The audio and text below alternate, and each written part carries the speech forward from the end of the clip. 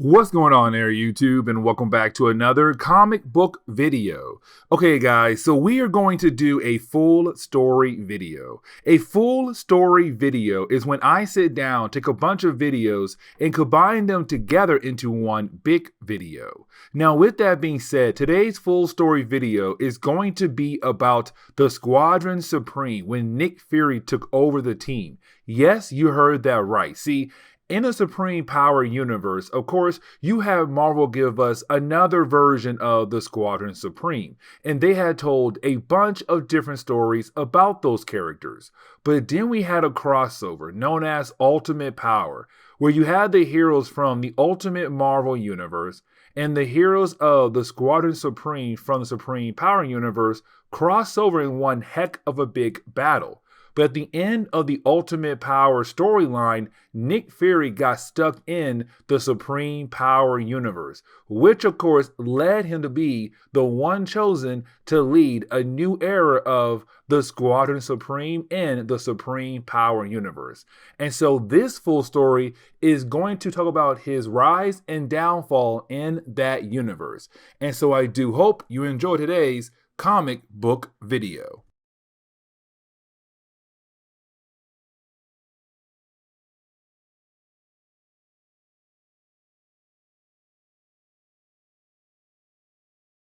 What's going on there, YouTube? In today's video, we are going to continue our coverage over the Squadron Supreme team from the early 2000s. If you are new to Marvel Comics and don't know why I had to reference a year to go along with the name of the team, the reason why because over the years in Marvel gave us different versions of the Squadron Supreme, and they all came from different universes from the Marvel's multiverse.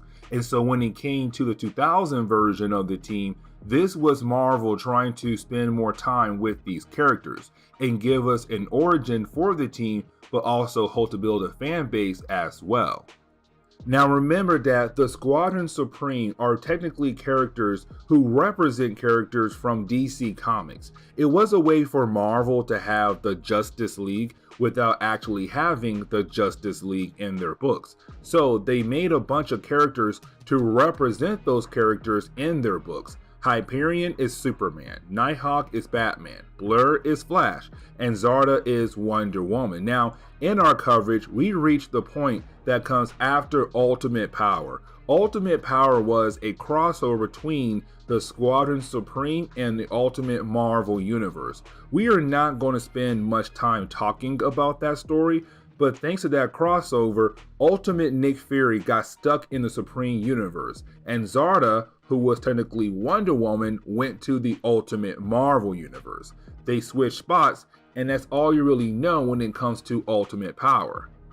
And this is actually 5 years after Ultimate Power, and the last story we did for the Squadron Supreme, where now you have Marvel trying to make a universe where characters they have made represent both DC and Marvel, and they all live in one particular universe. So we are about to see a bunch of new characters rise up, but also see some old characters come back as well to make a new team, a new Squadron Supreme. Now, I do want to reference one thing.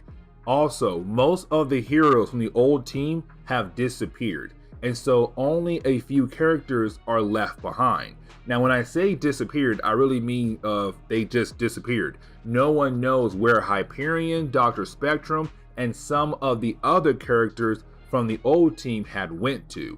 Either way, we still have some old characters left, but we're about to see the rise of a bunch of new characters join forces with the old characters to make up the new Squadron Supreme. And so finally getting into today's video, we actually do pick up right now with a reporter. Now when it comes to this reporter, he is technically referencing things that happened 5 years ago. And what I mean by that is, like I said earlier, when it came to the characters of Ultimate Marvel, when they fought against the Squadron Supreme, it took place 5 years prior from this book right here. And so you have the reporter right now saying that when it comes to America, matter of fact, the entire world, the world is slowly getting back on their feet right now. because there was a lot of damage done thanks to the storyline in Ultimate Power. And so America is one of the major countries that's technically back on their feet. Now, you also have the reporter bring up different things like, for example, Nick Fury. Nick Fury came from an alternate universe, but apparently Homeboy got a job working for intelligence for the American government, which honestly makes sense because he is a spy, an ex-spy. Either way, he has a new job in this universe. Now, this is the moment where we do see the rise of new characters coming into this universe. But on top of that, though, we're seeing that these new characters are going to represent Marvel characters living alongside with DC characters in this universe. Because that is the moment where you do have the reporter mention that we do have, or America did have, a successful moon mission. And of course, that mission was called Icarus 1, or the spaceship was called Icarus 1.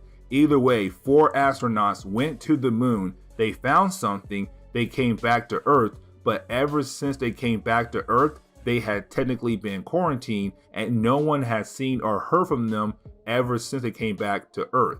Now, of course, right off the bat, you can say this is the Fantastic Four in this universe. 4 people went to space and they came back, and now being quarantined, of course, they got powers in some kind of weird way.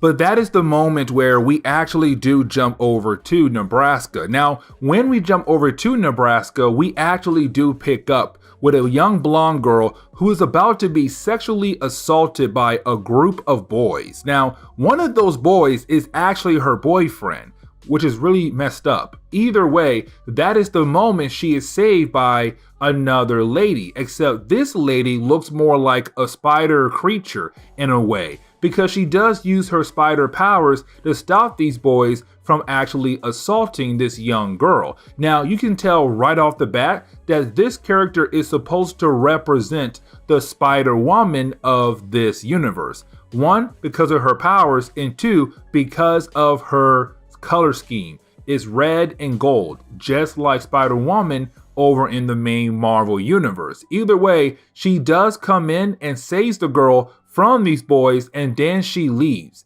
And so now we're left to wonder, who is this new character who just appeared out of nowhere? But then we jump back 1 month in the past. Now, when we do, we actually pick up with the astronauts right now coming back to Earth on the Icarus 1 spaceship. Now, this is a way for us to get the origin of another character we're going to see later on in this video. Because when we actually pick up with them right now, they're just coming back to Earth.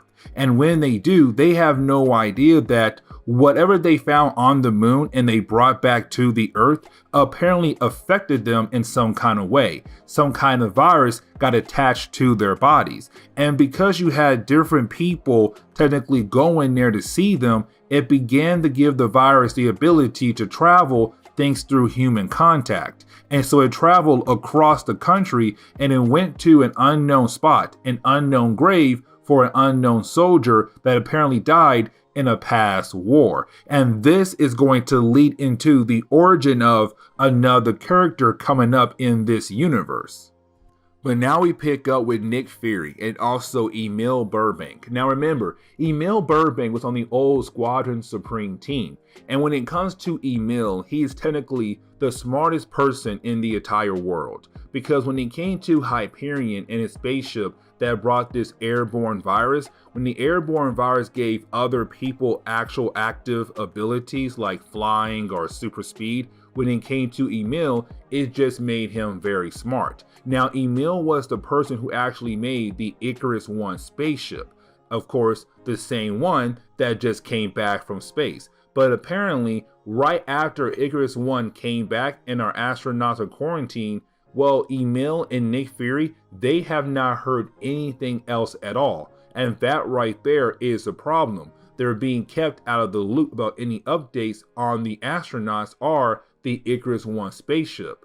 And the reason why they should be kept in the loop is because Nick Fury is intelligence. He's part of the American government. But on top of that, when it comes to Emil, he built that spaceship so that they'll have the ability to actually travel to the moon. And so he should know what actually happened out there on the moon. And so it's Emil and Nick Fury saying, we need to figure out what exactly happened to those astronauts, because I feel like something big happened to them and the rest of the government is not trying to tell us to at all. But then we pick up with a new character, and that character is Nail. Now, when it comes to Nail, Nail is actually going to be a very important character. And the reason why I'm saying that, because she was the spider creature we saw earlier in this book. Now, when it comes to Nail, she does not remember being that spider creature. And the reason why I'm saying that, because she tells us that she has some crazy dream that she had actually attacked 3 boys from her class. In reality, she did do that. She did kill off 3 boys in her class. Not all 3 of them. She killed 1 of them. The other 2 did survive, but she did attack 3 boys. And that's when she realized that her room is covered in some kind of webbing. And of course, that is the moment we realize, oh my gosh, she is a spider creature. But unfortunately, when she turns into that spider creature, she does not remember doing anything at all. And so now she is going to keep a journal as a way to hopefully remember things or to write down what she sees in her dreams. But then we jump over to Arcania. Now remember, when it comes to Arcania, she has the ability to warp reality on a quantum level. Now with that being said, when we actually pick up with her, she's right now using her powers as a way to make money on the side. She's technically selling her powers to pull off miracles, quotation marks, for random people in the world, and sometimes military people as well. Now with that being said though, that is the moment she is contacted by Nick Fury. Now this is Nick saying, hey listen, Emil and I believe that there is something going on with the Icarus I spaceship, but we need your powers to actually break into the base that's holding the astronauts from that spaceship to see what exactly happened to them and to hopefully learn more about what was on that spaceship. And you have Arcania agree to help Nick Fury only because she also wants to know what is the American government and the American military hiding from the rest of the world, because they're known from hiding a lot of different things like they did with Hyperion. And so that is the moment where we actually jump over to a random nightclub. Now when we do, we actually pick up right now with some random terrorist that does plan to blow up this nightclub. Now before he's actually able to pull this master plan off of his, that is the moment he's actually stopped by a new character, and this new character is going to represent the Captain America of this universe. Because out of nowhere, you do have a guy appear and he's covered in so many different kinds of flags. But of course, he's wearing a World War II helmet. Either way, this is the Captain America of this universe. Except when it comes to this guy, his origin is completely different from Steve Rogers. But technically you can tell he is a way for this universe to have a Captain America. And he does defeat the terrorists just like that. But getting back over to Nick Fury, Emil, and Arcania, we do see them right now breaking into the military base that is technically holding the astronauts from Icarus I. Now when they actually break into the base, of course they have to use all their different kinds of abilities so that they will not be caught and of course get arrested for breaking into the place. But after a few more pages of them walking around trying to figure out what happened to those astronauts, well, that is the moment they walk into one particular room. And when they do, they find the astronauts, except right now they're being held in some kind of containers because they all had received powers. And so the question is, what in the world happened to them out in space that gave them powers? Because now this right here is technically the Fantastic Four of this universe. Now getting into the second chapter, we actually jump over to California. Now when we do, this again giving us another character who's going to represent a Marvel character in this universe, but continue the process of saying like, listen, we're going to have both Marvel and DC characters live together in one particular universe. Either way, when we jump over to California, we actually see a fire happening right now. And when it comes to this fire, apparently a nanny and 3 kids are trapped inside the fire. Now that is the moment they are actually saved by a guy known as Tucker Ford. And Tucker Ford was actually able to build an Iron Man armor. Yes, he is the Iron Man of this universe. And matter of fact, I think they even call him Iron Man in this universe. But here's Iron Man right now here to save the day. And so then we have to jump back over to Nick Fury, Emil, and also Arcania. Now when we do, it's them right now showing us that they had released the 4 astronauts who were being kept inside containers, and of course they were holding some kind of stasis. Either way, once they come out of there, you did have the 4 astronauts tell us what happened to them out in space that led to them being quarantined. And apparently, when they got to the moon, they found something out there, some kind of container. Now, originally, the group was going to leave it behind. And the reason why, because one of the members of the group realized that the item did look very similar to Hyperion spaceship.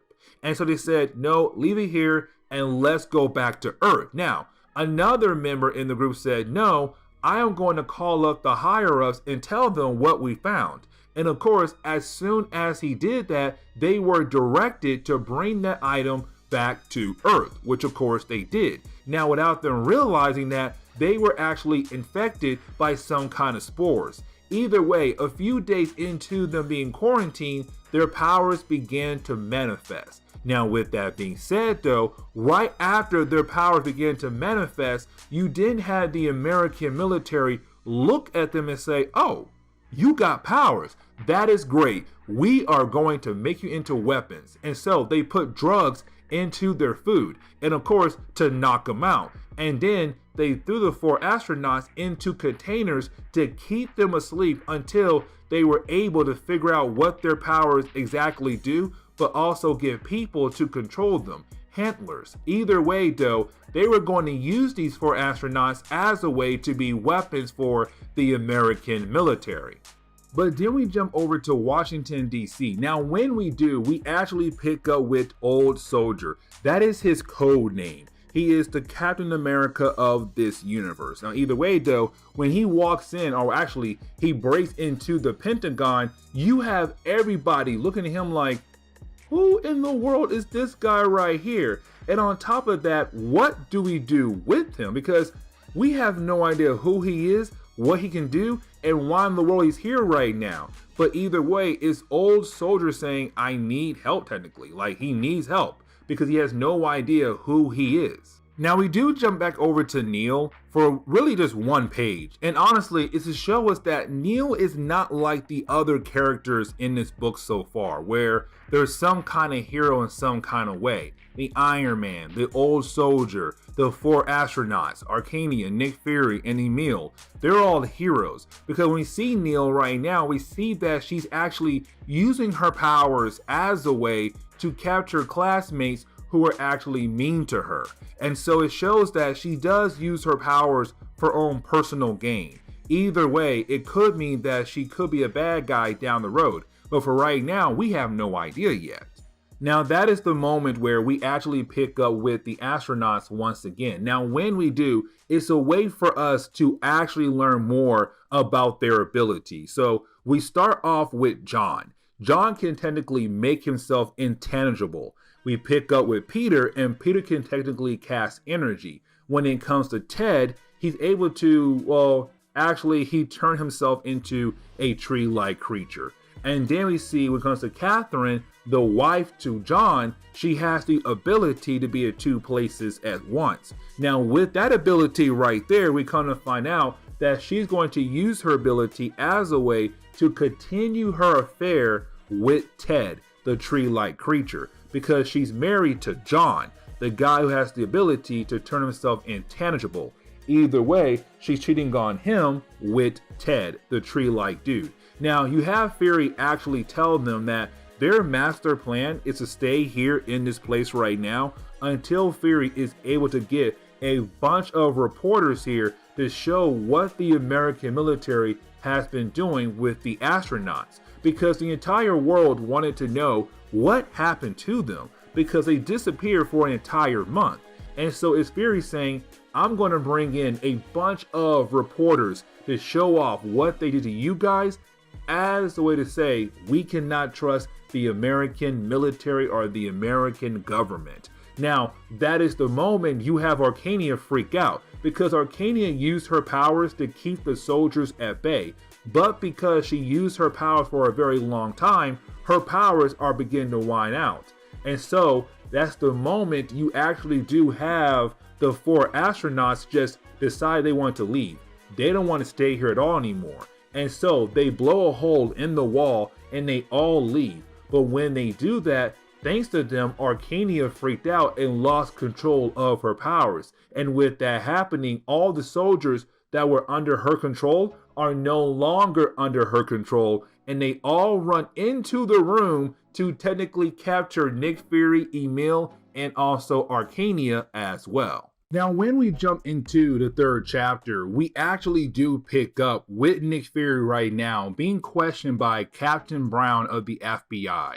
Now, of course, because it does look like that Nick Fury, Dr. Burbank, Emil, and also Arcania have broke into this military base to break out the astronauts. Now, of course, you know Nick Fury, he always has a cover story ready to go. And so as soon as Captain Brown, the FBI, walks in and questions him, he says, oh, technically we were being mind controlled by them to break them out. That apparently one of them has the ability to mind control people. They technically took over our minds and had us break into here to break them out. Now, Nick Fury's cover story can actually work because while you had the 4 astronauts breaking out of the airbase to get away from Nick Fury and his crew, they on accident knocked out Emil Burbank. He was put into a coma, and Arcania just disappeared and left. And so when it comes to Nick Fury, his cover story is literally covered up. There's no way anyone can poke a hole through his cover story. And so Captain Brown, the FBI, has no choice but to believe him.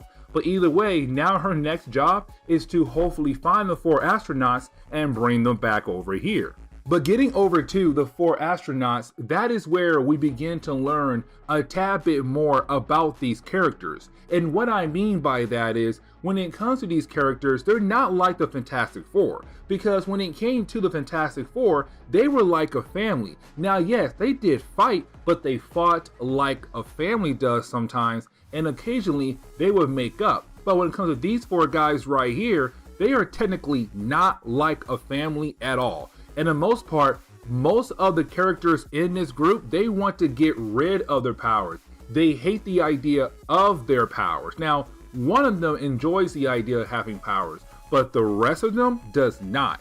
And so right now, you do have the 4 characters kind of show infighting between each other in this group to show us that yes, they may have some similarities to the Fantastic Four, but at the same time, they don't. But then we jump over to Chicago. Now, when we actually jump over to Chicago, you should already know who we are about to pick back up with again, and that is Nighthawk. Now remember, when it comes to Nighthawk, he is the Batman of this universe. And just like Batman, his family died.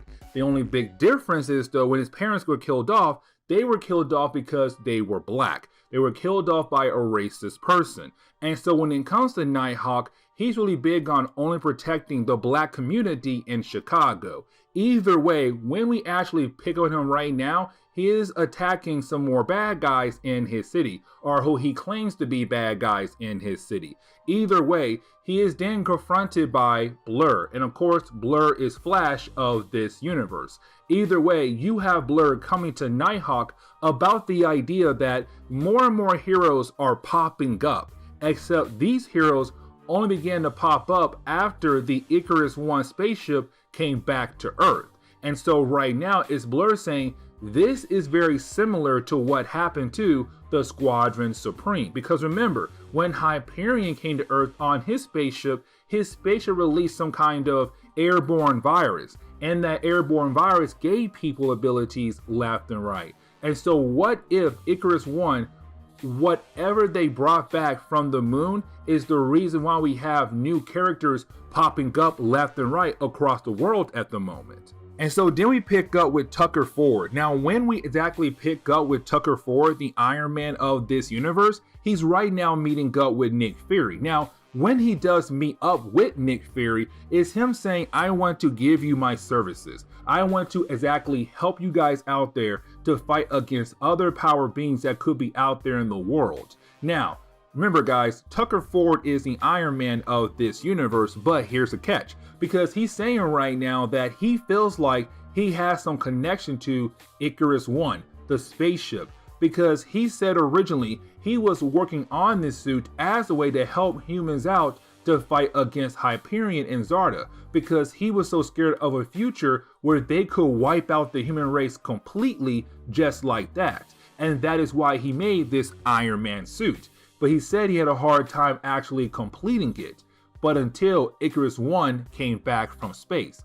And this is very similar to Emil Burbank. Because remember, Emil Burbank was a character who got the ability to be very smart, only because Hyperion spaceship released some airborne virus. Where other people's got active powers, when it came to Burbank, his powers is more the idea that he just got super smart. And so what if Icarus 1 did something similar? It brought in new characters into this world, but at the same time for Tucker Ford, instead of getting an active power, he became very smart or very good with machines, very similar to Iron Man or very similar to Forge over on the X-Men. Either way, when it comes to Tucker Ford, he's saying, I want to join your team, Nick Fury, and Nick Fury says yes. But then we jump back over to Blur, and you have Blur actually meet up with Arcania. Now, when he does meet up with her, it's Blur saying, hey, listen, I feel like there is some kind of connection between Icarus 1 spaceship and all these new characters popping up left and right. And that is the moment you have Arcania say, you're correct, I feel like. Because me, Nick, and Emil, we had just found 4 astronauts who were technically locked up in some containers, and they all had powers as well. And those 4 astronauts came from the Icarus 1 spaceship. And so this is Blur saying, oh my gosh, that means they brought something back here and is now giving more people powers. And so now they're going to pay a visit to, of course, Emil Burbank, because he just came out of his coma. But to wrap up today's video, we do jump back over to Nick Fury. Now, when we do, it is Nick Fury right now getting confronted by General Alexander, who also brought in Old Soldier, of course, the Captain America of this universe. Either way, it's right now General saying, listen, I have no idea what to do with this guy right here, but I feel like you might have an idea what to do with him and hopefully figure out who he is and what is his origin story. But then we jump over to New York, where of course we pick up with Emil Burbank, who just came out of his coma. And apparently Emil now has some big plans to come down the road. The problem is though, Emil is kind of like Lex Luthor, where he is really smart, but a lot of times his brilliant plans are not really made to help out other people, instead to help him out instead. And so we're left to believe that Emil Burbank is going to do something big down the road.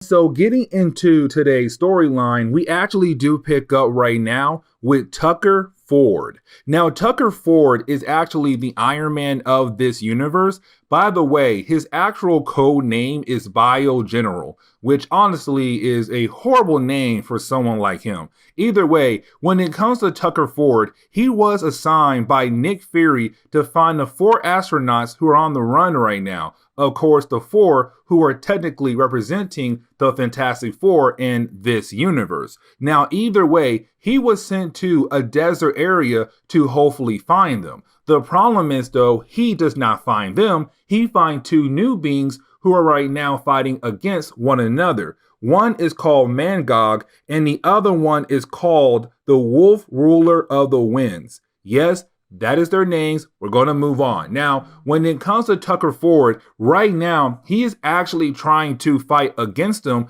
to have the two characters stop fighting against one another. The problem is, though, he is just a guy in an Iron Man suit trying to fight against two giants. And his Iron Man suit is not as advanced as Iron Man over in the Ultimate Marvel Universe or the Iron Man in the main Marvel Universe. And so when it comes to Tucker Ford, he gets his butt kicked by these two giants.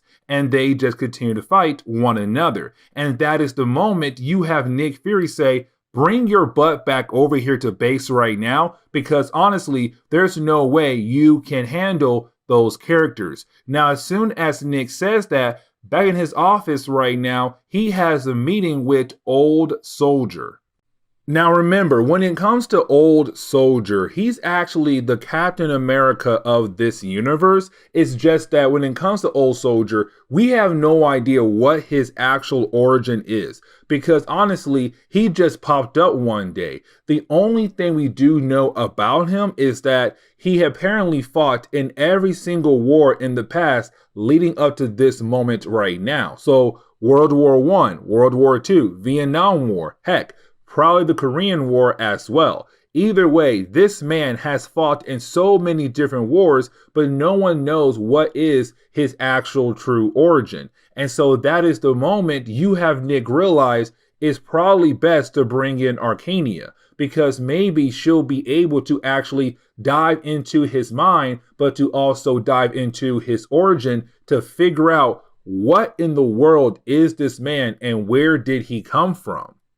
Now, that is the moment where we actually do pick up with the Icarus I astronauts. Remember, these are the characters who are technically representing the Fantastic Four in this universe. Now, with that being said, right now with them being on the run, you do have these characters right now apparently breaking into a Las Vegas hotel room. Of course, as a way to hide for the time being, because right now, technically, they are on the run. The American government wants them, but on top of that, so does Nick Fury. And so right now, you have all these people who want them, and they're just trying to hide somewhere as a way to relax for the time being.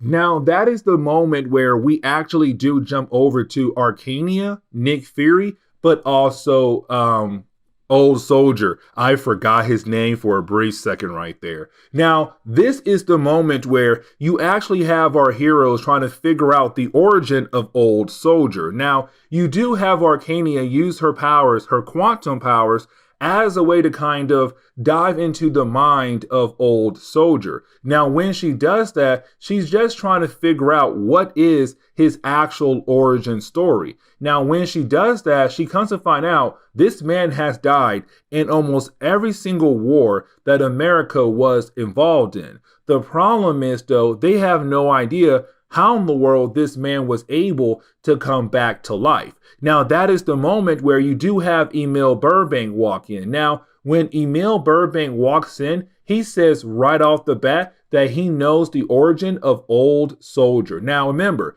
when it comes to Emil, he is technically the Lex Luthor of this universe. But on top of that, when it comes to his powers, it makes him the smartest person on the planet. But what he says right now is that when it comes to Old Soldier, he is just a combination of dead soldiers over time. Because what he says is that when it came to the Icarus I astronauts, when they came back from space with the spores were able to actually travel across America thanks to human contact. But the last human was near a graveyard site of unknown soldiers who had died over time, because no one could identify the dead soldiers. But those spores were able to be able to actually take off the psychic energy the dead bodies left behind and take that energy and combine them together into one actual body, Old Soldier. And so that explains how this man died in every single war over time, because he is the combination of dead soldiers just coming together into one pure body thanks to some alien spores. Now, that is the moment where we actually do pick up with Neil Ruggles. Now, remember, guys, when it comes to Neil, Neil is going to be the Spider-Woman of this universe. Now, right now, we actually see her save the life of this jaywalker who was about to be hit by a car that just went crazy. Now, once she actually does save the jaywalker, the actual driver of the vehicle that went crazy, well, he is saved by Blur. Of course, Blur is the Flash of this universe. Either way, you do have Blur right now actually confront Neil to talk to her about her powers and where she came from. And so this begins the idea of her possibly joining the Squadron Supreme. Now, that is the moment where we do jump back over to Nick Fury and Emil. Now, when we do see Emil right now watching the footage from Bio General's mission in the desert, where of course he had confronted those two giants at the very beginning of our video. Now, of course, that is the moment you have Emil realize that these two giants who are fighting against one another, they're actually talking to one another, and they're calling themselves Mangog and also Wolf, the ruler of the winds. Now, with that being said, though, while you have Emil watch this footage, he realized that these two guys must have human alter egos. And so he realized that the best time to actually confront them is when they're in their regular human form. Now, he's wearing a mask, and you have Nick ask Emil, why in the world are you wearing a mask for? Now, Emil does not answer that question at all. And matter of fact, he just walks out the office without answering Nick Fury. Now, that is the moment where we actually jump over to Nick Fury right now being confronted by Tucker Ford. Now, remember, Tucker Ford is the Iron Man of this universe. Now, with that being said, you do have Tucker coming to Nick and saying to Nick, I have an idea. I actually want to build us helicarriers in this universe. Now, the only reason why Tucker Ford knows about helicarriers is because of the Ultimate Power storyline, where the heroes from the Ultimate Marvel universe had a crossover with this universe right here. And so when that crossover happened, the people of this universe were actually able to see a helicarrier. And so right now you have Tucker Ford telling Nick, I want us to have a helicarrier over here so that we have headquarters. Now, Nick is somewhat down with this idea, and matter of fact, Tucker Ford is down to pay for it. Now, while you have the two guys actually talk to one another, and matter of fact, you have Arcania walk into the room, that is also the moment where you have Blur appear with Neil. Of course, again, Neil is just the Spider-Woman of this universe. Either way right now, that is the moment where Nick realized that there's someone else out there in the world that has powers, which is this girl right here, who is basically the Spider-Woman of this universe. Either way, while you have all the characters actually talking to one another, well, that is the moment they realize that a press conference is about to happen in Las Vegas.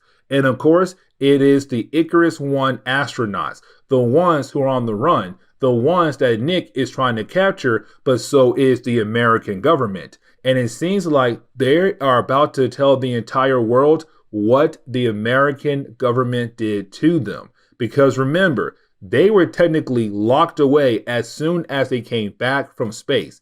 And they were locked away but kept in stasis. And they had no idea how long they were kept in stasis. And so it seems like they are about to tell the world every single secret of the American government. And so as we get into the second chapter for today's storyline, we do pick up with the Icarus One astronauts right now telling the world about what the American government had actually done to them. That, of course, as soon as they had returned from space, they were taken away and kept in stasis. Now, the question is, though, why did they do that? For good reasons or bad reasons? But the problem is, though, no one knows if it's good or bad.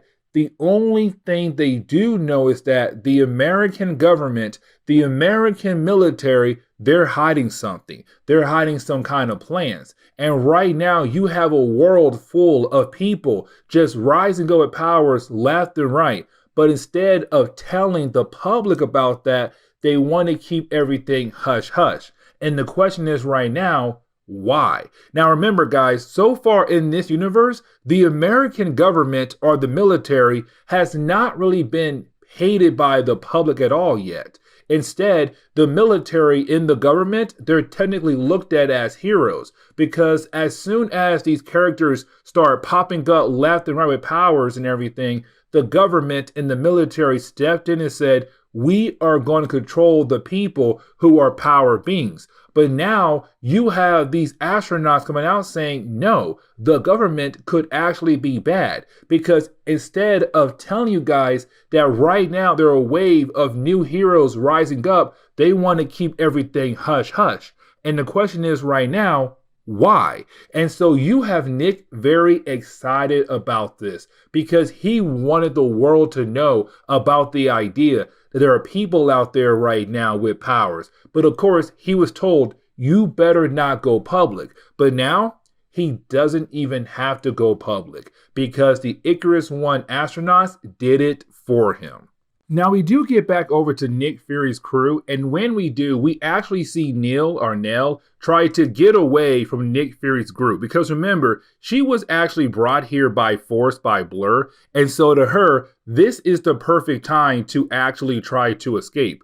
Unfortunately, Bio General is there to actually grab her and bring her right back just like that. And so unfortunately for the girl, her escape attempt was actually a bad idea in the first place. Now, that is the moment where we actually do jump over to Emil Burbank. And right now, we actually see him going over to a desert nearby Las Vegas. And the reason why, because he found one of the two giants that he was actually looking for. He finds Wolf, ruler of the wind. Now, of course, when he does find Wolf, ruler of the wind, he's right now in his regular human form. Now, this is Emil trying to have Wolf actually work for him for some future plan down the road. But on top of that, he's trying to blackmail Wolf by saying that, hey man, listen, I don't think your wife knows about your alter ego, of course being Wolf, the ruler of the wind. But of course, when it comes to Wolf, he's kind of like, dude, listen, I don't know who you are, and even though you're trying to blackmail me by telling my wife my dark secret, honestly, I don't care. And he just transforms and goes away. And so you have Emil realize that it's probably best to leave him alone for the time being.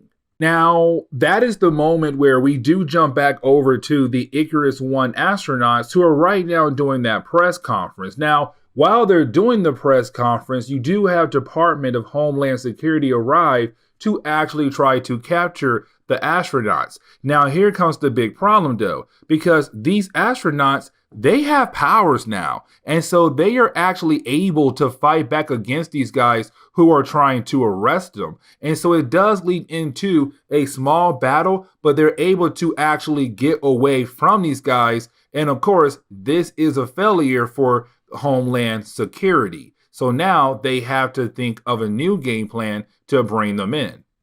And so that is the moment where we do jump over to Nick Fury and his group right now, where you actually have Nick Fury telling his group that he wants to bring in the Icarus One astronauts into his fold. And the reason why, because he feels like they'll be a great fit for what he is trying to do. Because right now, it's Nick Fury trying to make S.H.I.E.L.D. over here in this universe. But on top of that, he's trying to form his own Squadron Supreme. Now, with that being said, though, when it comes to Arcana, she asked Nick Fury, or really questioned him, to make sure that he is not as evil as Homeland Security, because she wants to know what is his reasons to actually bring them in for, to make sure that his reasons are not as bad as Homeland Security. But of course, you have Nick say no, because we are the good guys. We are S.H.I.E.L.D. We are the Squadron Supreme, soon to come.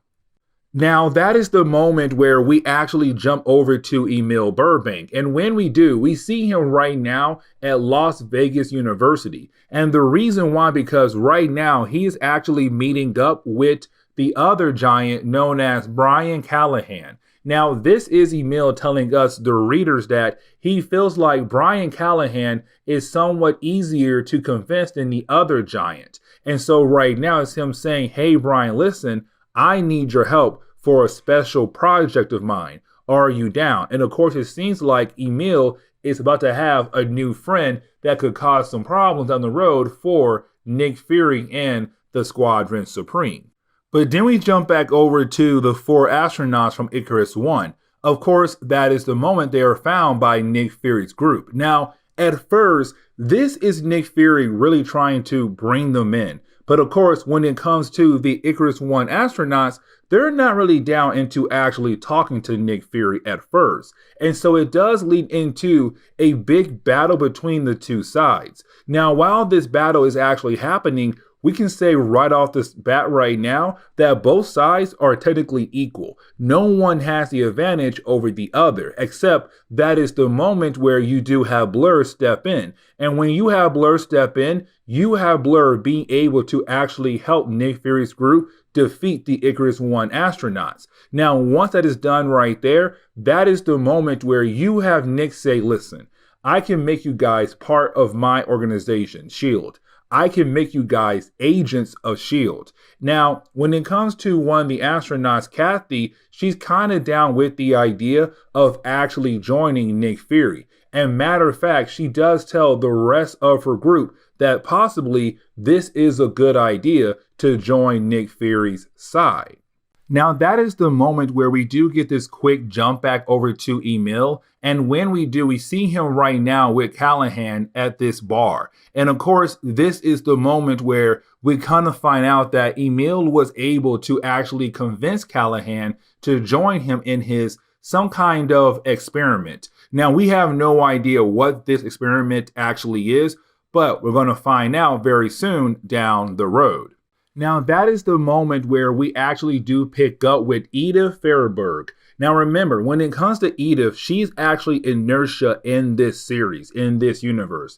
And honestly, she just has super strength. Now, with that being said, though, she was a former member of the Squadron Supreme, but she left the team. And so right now we see her at the bar and she's kind of feeling sad because she actually missed her old team members. But when she does leave the bar, well, that is the moment where she does see this strange green light. And of course, she's kind of wondering what in the world is possibly going on. And so as we get into the final chapter for today's video, we actually do pick up right now with the president telling the world that right now he has all the different government agencies right now out there looking for the 4 astronauts from Icarus 1. Now, in reality, though, he can't find them. And the reason why? Because they're with Nick Fury. But on top of that, another reason why they're having a hard time actually locating the astronauts is because of Arcana. Because right now you have Arcana using her powers right now to show multiple images of the 4 astronauts across the world. So for example, they appear in New York or in Miami or even LA. And so right now the government is having a hard time trying to figure out where are the astronauts actually at. But in reality, this is right now Nick Fury just trying to buy time because right now he has them, but he knows that sooner or later one of the government agencies is going to find out that Nick Fury is actually holding on to them. But then we jump over to Old Soldier. Now, when we do, we actually see Old Soldier right now getting ready to take down a couple guys who actually did plan to go on some kind of shooting spree. But of course, with Old Soldier being there, he was actually able to stop the guys before they're able to actually commit murder across Washington, D.C. And so honestly, it's a great thing for the character of Old Soldier, and we might see him do some more things down the road in later stories. Now, that is the moment where we actually do pick up right now with Nick Fury meeting up with the president. Now, when he does, he tells her right off the bat what he wants to do. He said, listen, my goal is to bring SHIELD over here in this universe. But on top of that, I feel like your other government agencies, they're failing at their jobs. And this is where I can come in. I can come in and tell you, listen, if you give me the key to the car to make SHIELD, I can make SHIELD one of the best things ever in this universe. But on top of that, the heroes have been mistreated. And what I mean by that is your government, your military, except having heroes be actually heroes, you have these heroes being treated like criminals. And that right there is not okay at all. And so I'm telling you, the better idea is to make heroes be heroes. And so that is where I come in. You'll get shield, but we also get the chance to have heroes be heroes. So let's go. I want you to clear everything on these astronauts so that they're able to actually work for me. Now, that is the moment where we actually do jump back over to Emil Burbank. Now, we can't forget, guys, when it came to Emil Burbank, he wanted to do some kind of experiment with Brian Callahan. Now, we still have no idea what kind of project this is. And matter of fact, as the project goes on, it actually doesn't go well. I mean, Emil is not killed off, neither is Brian, but you have Brian realize that he has to get out of there, and so he does transform to his giant-sized form, and he gets the heck out of there, which of course does seem to ruin Emil's project. Now, getting over to Arcania, because right now she has been using her powers to basically make it seem that the astronauts appear all over the world at the same time. But DHS, of course, Department of Homeland Security, they do arrive to actually capture her. Now, as soon as they do capture her, they tell her, you better take us over to Nick Fury. And of course, she's kind of like, you know what? Yeah, I'll do it. I'll take you over to Nick Fury right now. And so that is the moment where we actually do pick up right now with Nick Fury swearing in the astronauts into the agents of S.H.I.E.L.D. Now, here comes the problem, though, because right when he does that, the DHS appear. And when they do appear, of course, they came here to arrest Nick Fury. On top of that, they believe that Nick Fury had used Arcania as a way to control the president, to confuse the president. Now, of course, before they're able to actually discuss this, well, that is the moment where you do have Brian appear right in the middle of the room. Remember, he is Mangog. And so when he appears in the room in his giant form, he begins to wreck the place. Now, that is the moment where you do have the astronauts begin to come in and actually use their powers as a way to fight against Mangog. Now, the only reason why Homeboy is going crazy is because he was part of Emil's project, but no one else knows about that at all. Either way, you do have the astronauts being able to come together to actually defeat the Mangog, to knock him out. And so this shows DHS, but also the president, that if you give folks the chance to actually be heroes, they can do great things. And lo and behold, look at what these guys did right here. They saved the president, Nick Fury, and also other people who were in the same room as well. But after that big battle between Mangog and the four astronauts, you do have everybody kind of sit down where they are actually able to talk to one another, where you have DHS actually agree to leave the astronauts alone so that they'll be able to actually join S.H.I.E.L.D., which is a great thing. But here comes the big problem, though, guys, because right after you had DHS back off to let them join S.H.I.E.L.D., that is the moment we see that Nick Fury finally gets what he wants. He now has S.H.I.E.L.D. He now has superheroes working for him. He now has this superhero agency that can do almost anything across the world. Except that is the moment he is confronted by Hyperion and Dr. Spectrum. Because let's not forget, the original Squadron Supreme, they all disappeared after Ultimate Power, and there was a 5-year gap from Ultimate Power to now. And so with that being said, he's kind of like, listen, they've been gone. It's time for us to replace them. Well, now you have Hyperion and Dr. Spectrum coming back like, no, we're back. And matter of fact, we believe that we have the right to save the world, not you guys, especially not a human like you, Nick Fury. And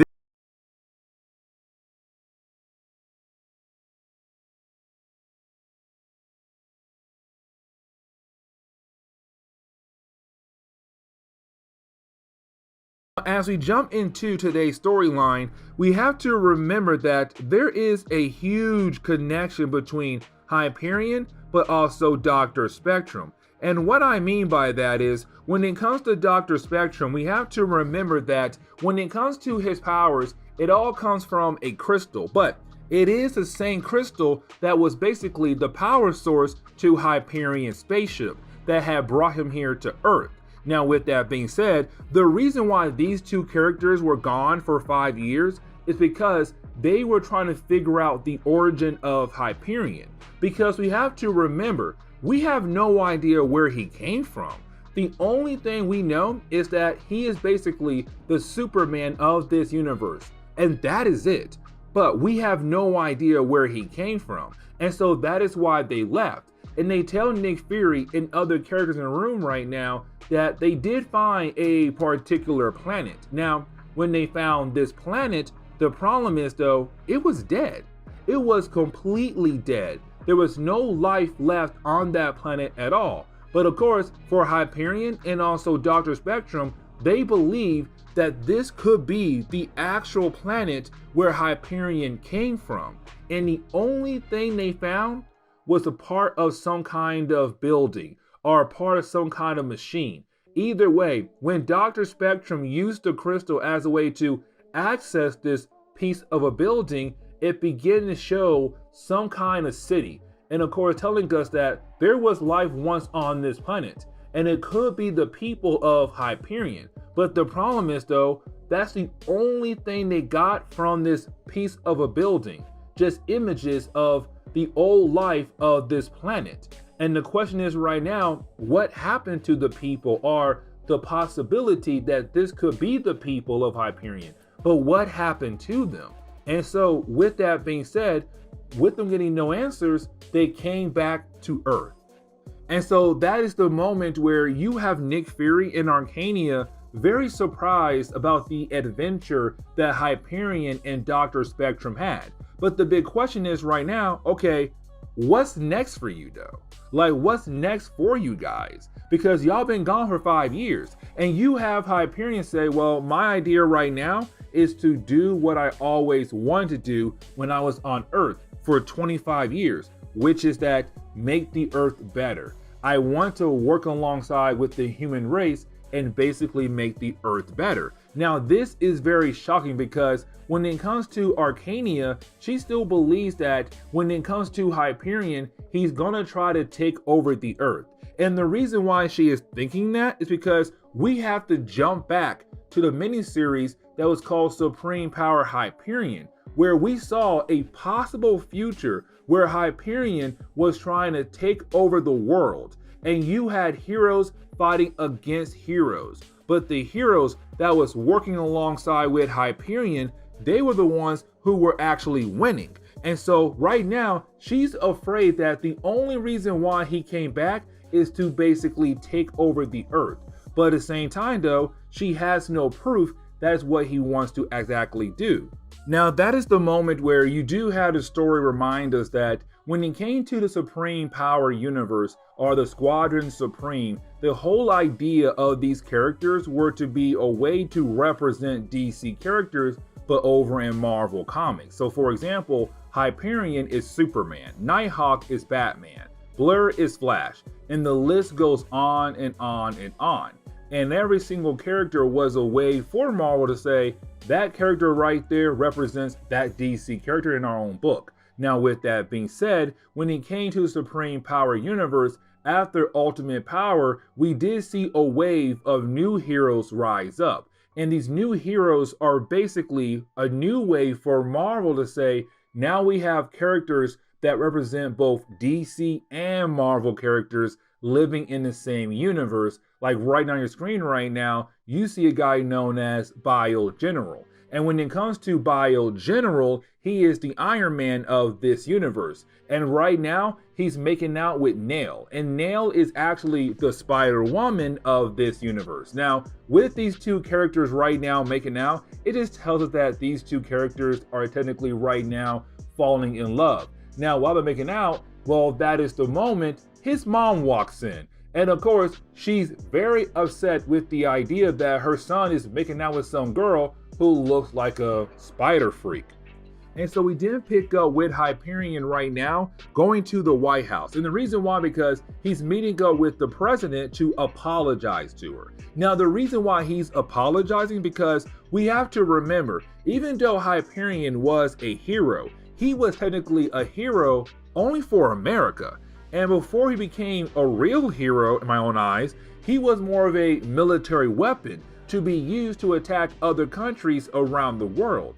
And so when he left, America felt like, oh my gosh, we just lost our most powerful weapon, but our most powerful protector. Even though America has other heroes or other weapons to use, Hyperion is the strongest person on the planet. And possibly, I don't know why I had a hard time saying possibly, but possibly the most strongest person in the universe.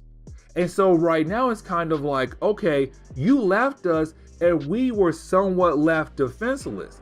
That right there is hard. But on top of that, now you're back and you want to be accepted? No, you're gonna have to work to be accepted back into our eyes as a great hero. Be accepted back into our lives again, and so we can actually trust.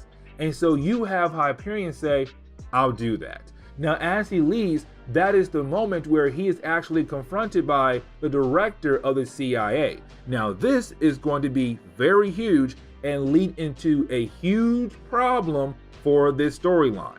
Now, that is the moment where we actually jump over to the Icarus I astronauts. Now remember, the Icarus I astronauts are basically the Fantastic Four of this universe. Now, with that being said, we also get reminded that there is some in-house drama with this group, because the only female of this group, she is married to another member of the group, but she was cheating on him with another member of the group. And so both guys found out, and right now they're telling her, you have to choose him or choose me. You have to choose one of us. Now, here's the thing though, when it comes to her powers, she can basically make a copy of herself and be in two places at the same time. And so right now they're kind of like, listen, we know about your ability. You cannot use your ability to please both of us. You have to choose one of us, because right now you're being selfish. And so it's a way for them to say, hey guys, this book right here is not all political. We also have some in-house drama as well. And so that is the moment where we actually do jump over to Emil Burbank. Now remember, when it comes to Emil, he is the Lex Luthor of this universe. He is the Lex Luthor to Hyperion. Now with that being said, he is the smartest person on the entire planet, because that is his power. Because when it came to Hyperion's airborne virus that gave other people abilities, it made Emil the smartest person on the entire planet. Now with that being said though, when it comes to Emil, we have to remember that at the very beginning of this series, along with Nick Fury, he helped find the Icarus I astronauts. But when they tried to escape, he was knocked out and put into a coma. Now, when he did come out of that coma, he did put on a mask. Now, we have no idea why he put on that mask, but right now he's actually plotting to get revenge against Nick Fury and all the other heroes out there who have active powers. And so right now we see him basically recruiting people. And so then we pick up with Nick Fury and also the president right now leaving the White House. Now, while they're leaving the White House, of course, that is the moment where they are actually stopped by Dr. Spectrum. Now, when it comes to Dr. Spectrum, the reason why he is actually stopping them is to give them a warning, saying, hey, listen, Hyperion is right now meeting up with the CIA director. But on top of that, he's meeting up with other people who are very powerful in different positions when it comes to America's government. And right now, they are talking about the idea of taking over America, getting rid of you, Miss President. And that right there is kind of like, here we go. It's the downward path for Hyperion. He has gone evil. He wants to take over the world. That possible future is now about to happen. And so that is the moment where we actually do pick up with the meeting, we do see Hyperion meeting up with these other people who are in powerful positions in America's government system. And right now they're telling Hyperion, we want you to help us. Help us get rid of the president. Because if you do that right there, bam, we're golden. Because we feel like we can do a better job without her. Because right now America is going in the wrong direction. And because of that, we feel like the only hope America has if we get rid of her now, so we can step in and make America great again. So right now, we need you to get rid of the president. Now, when it comes to Hyperion, honestly, you can tell he's kind of agreeing with this. Like, hey, you know what? You might be onto something, but I need some time to actually think this through. And so he does leave this secret base to kind of process what he was exactly offered. Now, that is the moment where we do jump over to Arcania. Now, this is where things get even worse, because when we do jump over to Arcania, you have to remember that she can warp reality on a quantum level. Now, with that being said, she's right now meeting up with Amphibian. Now, remember, when it comes to Amphibian, she is literally the Aquaman or Aqua Woman of this universe, but at the same time, she is the girlfriend of Dr. Spectrum. And right now you have Amphibian kind of asking Arcania, when is Dr. Spectrum going to see her? Because he was gone for 5 years and they have not talked ever since he came back. And so right now the question is he going to see his girlfriend? Because it seems like they technically never did break up, except that is the moment you have Hyperion come and say, hey, listen, so I was offered to get rid of the president to kind of help, change America, make America better again. But I realized that I want something bigger. I want to get rid of the entire human race. Like, I want to rule over the entire world because I feel like we are the better choice and when it comes to survival of the earth. And what he's saying right now is that if you don't have powers, you're not one of us.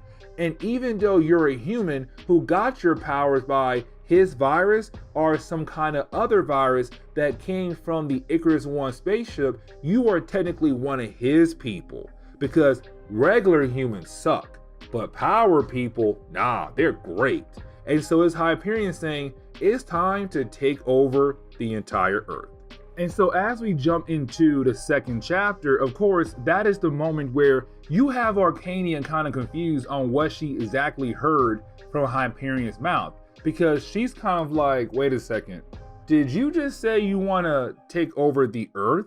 And of course, he's like, yeah, I want to take over the Earth. Because even though you're technically a human, but because you got powers, you're technically like me. We're a completely different race. Everybody else who has powers should join my side. And we should take over the Earth because the Earth would be in a better place with us in charge. Now, he is waiting for an answer. And Arcana does give him that answer by using her powers on him. And of course, it does begin a fight.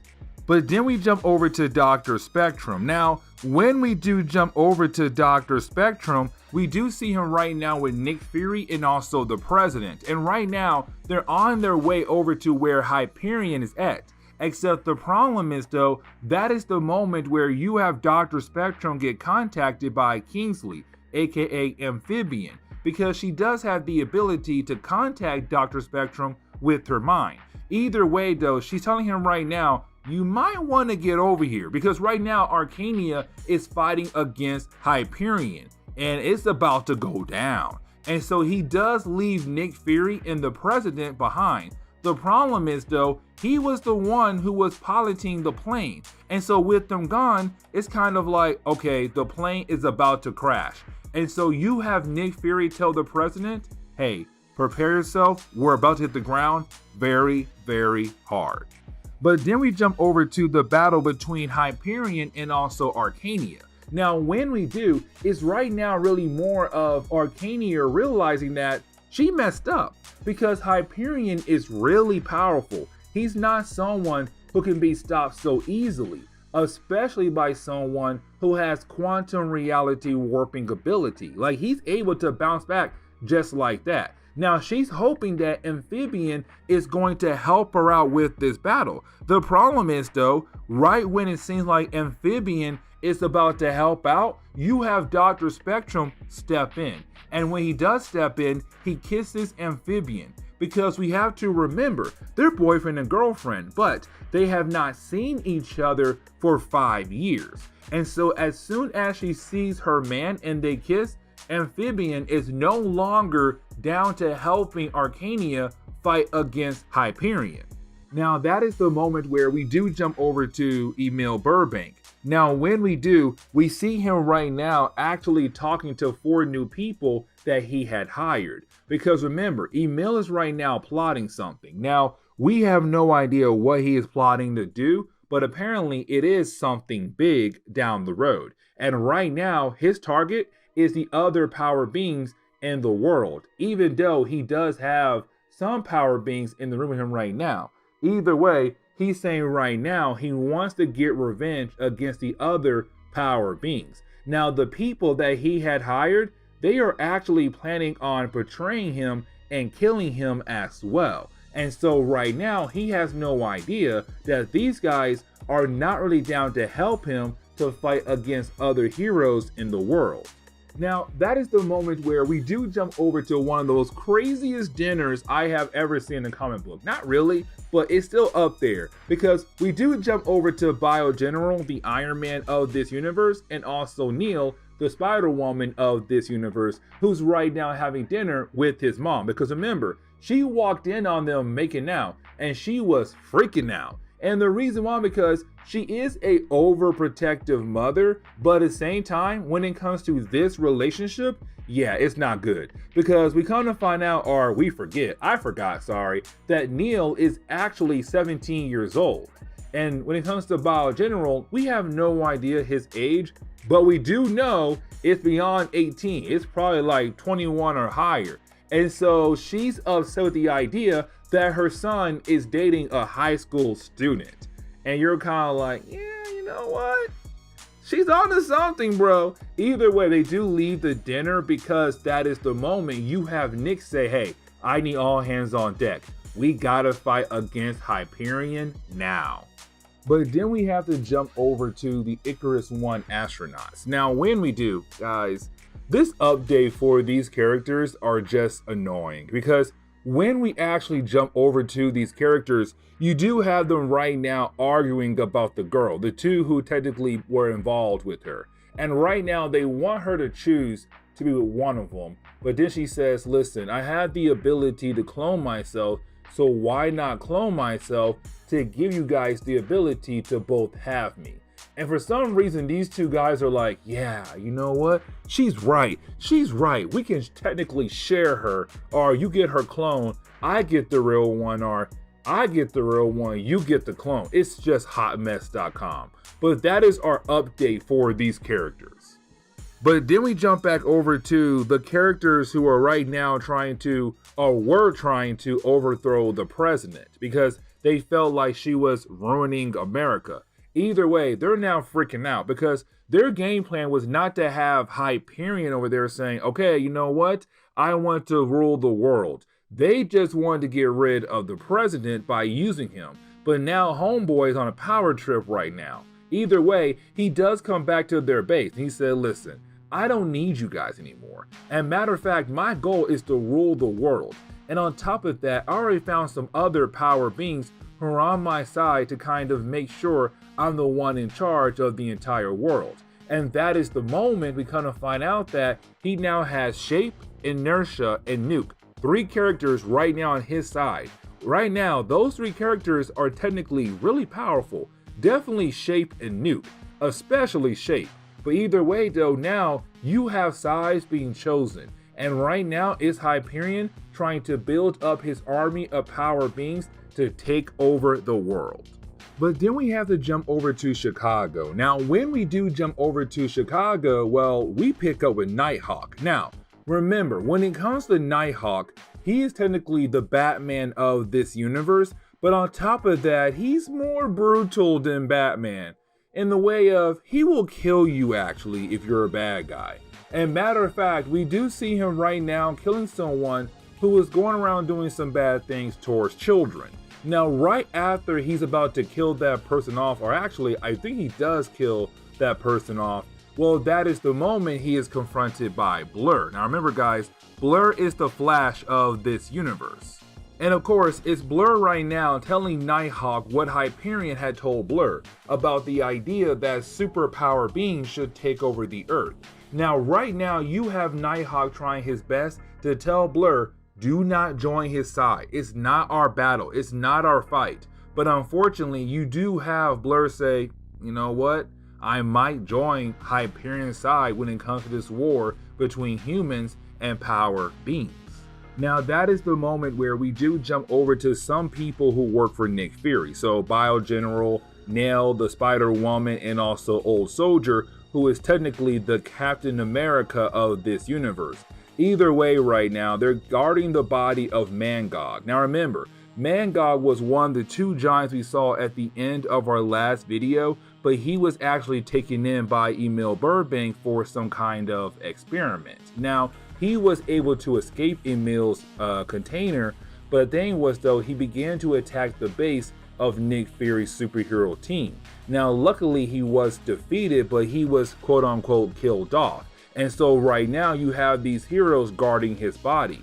Now that is the moment they're confronted by Wolf, the ruler of the Four Winds. Now he is the other giant, and right now you have Wolf right now coming to them saying, listen, I'm going to revive Mangog, but the reason why I'm doing that because a war is coming soon. And when it comes to this war, you're going to want to have all hands on deck to actually win this war. And of course, he's talking about fighting against Hyperion. Now that is the moment where we do pick up with Nick Fury. Now when we do see Nick Fury right now trying to head over to where Hyperion was at when he fought against Arcania. So the problem is though, Hyperion's been gone for a good period of time. And Nick Fury had no idea that he was actually gone. And so right now you have Arcania appear in his car to warn him that, hey, listen, Hyperion is no longer there, but things have gotten worse when it comes to Hyperion. Now, when it comes to Nick Fury, he's wondering, okay, how did things get even worse when it comes to Hyperion? What did he do? And she tells him, well, listen, he just appeared right on top of the White House. And you're like, okay, man is serious. He is going to kill off the president or force the president and other leaders across the world to basically give up. This man is serious with the idea of taking over the earth. Now that is the moment where we do jump into the final chapter for today's storyline. Now when we do, we actually pick up right now with the president freaking out. Because when it comes to Nick Fury, he's in California, she's in Washington, she's in the White House. And she just got word that Hyperion is right now floating right above the White House. And so, of course, she is freaking out and wondering what in the world should she do. And of course, right now, you do have her being moved into a protective bunker just in case Hyperion does go off. But unfortunately, this is Hyperion. He is the Superman of this universe, meaning that that bunker ain't gonna do much in stopping him. Either way right now, it's Nick Fury saying he's trying to send help to basically stop Hyperion from doing anything crazy, like killing off the president. And that is the moment where you do get the book or the storyline begin the process of seeing different heroes who are technically saying to themselves, okay, we are going to stand up against Hyperion. We're going to make sure all this nonsense actually stops, which honestly means we're about to get into an actual war, because we jump over to some characters who work for Nick Fury. So like Bio General, also Neil, the Spider-Woman, and the two giants, and also Old Soldier, who is technically the Captain America of this universe. And they're agreeing to go fight against Hyperion. And honestly, it doesn't stop there, because we do pick up with the Icarus One astronauts. And right now, they're also deciding to join the fight against Hyperion. Now, tell you the truth, this is their best moment in the storyline, because honestly, every single other time we actually pick up with these characters, they're having their in-house drama because Homegirl was a cheater, but now it's more of them saying, okay, you know what? Let's put our drama to the side and try to help out the world. We have to fight against Hyperion because right now he's trying to rule the entire world. Now we do jump over to Nighthawk and Blur. Now when we do, it's really more of Nighthawk telling Blur to leave everything alone. Like basically do not choose a side in this mess. Now the reason why Nighthawk is saying that to Blur because, well, mainly because when it comes to Nighthawk, when he looks at both sides are characters who are mostly white. And he feels like it's their problems, not black people problem. And when it comes to Blur and also Nighthawk, they're black. And he's kind of like, dude, no, this is not our mess to deal with. But at the same time, it's Blur kind of thinking maybe it is our mess to deal with because I am a superpower being. I must choose a side. Fight against my very first friend Hyperion or actually help him fight against other people who are trying to oppose him. But what if Hyperion is right? But what if he's wrong? Like right now, Blur is having a hard time deciding, but for Nighthawk, it's more of do not join this battle because you are a black man that does not deserve to be in their mess at all. And then we see that word is beginning to spread fast across the world because then we pick up with Emil Burbank. Now, Emil at first had no idea what Hyperion is doing right now in Washington or what he did in Malibu. But right now you have Emil kind of like, okay, this is kind of getting more interesting because one of his underlings just told him, hey man, listen, Hyperion is making his move. And right now he's floating right above the White House. Like things are going to pop off very soon. And the question is though, what's going to happen after things literally do pop off? And we cannot forget that technically all this started when you had those few characters that were in some different powerful positions in the American government system going to Hyperion saying, hey man, listen, we feel like you are the best option to help us get rid of the president so that we'll be able to make America great again. And so thanks to them, now they have Hyperion thinking about technically ruling over the world. And right now they're freaking out because they feel like they're at fault. In reality, they are at fault. In reality, they could bring a huge war that could cause a lot of deaths to innocent people across the world now. And so then we jump over to Dr. Spectrum and Amphibian. Now, when we do, you do have these two characters right now trying to figure out what is their next move? Like, what should they do? Because right now they're thinking about actually staying where they are. But at the same time, they want to fly over to Washington and participate in that big battle. And so right now the question is, whose side are they on? And of course, it seems like they could be on Hyperion's side. But either way, you do have the two characters share a kiss because these two characters have not seen each other for a very long time. But then they fly over to Washington. And so with the board technically being set now, we have to jump over to Hyperion. And when we do, we see Hyperion right now still floating over the White House. And right now, it's Hyperion and the heroes who had chose his side, so Inertia, Shape, and Nuke, right now just at the White House, but it's also them saying, you have a choice. Go ahead and give up or try to fight against us. But right now, you are going to lose the battle because we'll make sure that you guys actually do lose the battle and we do take over the world. And the world will belong to people who have powers. And so right now, it's Hyperion saying, do the right thing. Go ahead and give up. Because if you try, it's only going to make things worse for you guys. Not us, for you guys. But we didn't get into the final battle, the big battle, the last big thing for Washington, D.C. There's a good reason why to the last big thing in Washington, D.C., guys. You'll see why. But we actually get into the big battle where you do have the heroes who work for Nick Fury arrive. Now, when they do arrive, of course, they fight against Hyperion and his forces. So Inertia, Shape, and also Nuke. But while the fight goes on, you have other characters just jumping in the battle. So for example, Dr. Spectrum and also Amphibian, they jump in. But of course, they're on Hyperion's side. And when it comes to Nick Fury's side, you have Old Soldier, you have Bio General, you have the two Giants, and you also have Neil. But then you also have the astronauts arrive in the battle. And then you have Blur arrive in the battle, and Arcania. And you see what's happening right now? You have all these different characters just jumping in left and right. Now, if you're wondering, hey Fresh, where is Zarda? Okay, Zarda is actually over in the Ultimate Marvel Universe, because when it came to Ultimate Power, because Nick Fury stayed here, someone had to go over there. It was a weird trade. And so Nick Fury stayed and she went over there, and so that's why she's not here in this battle. And Nighthawk, of course, is not going to join this battle because why would he? He's a regular guy who hates both sides, and also he would die very quickly. Either way, because you have all this different kinds of energies just being thrown all over the place, you then have this huge chain reaction. Now, this chain reaction is very, very huge. And the reason why I'm saying that, guys, because it caused an entire explosion.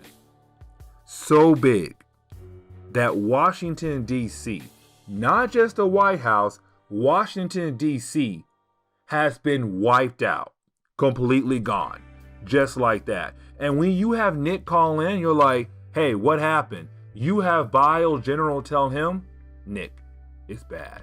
Washington is gone. But then across the world, we see someone else who had heard the news about what happened in Washington, and that person right now is saying, it's now our time to go.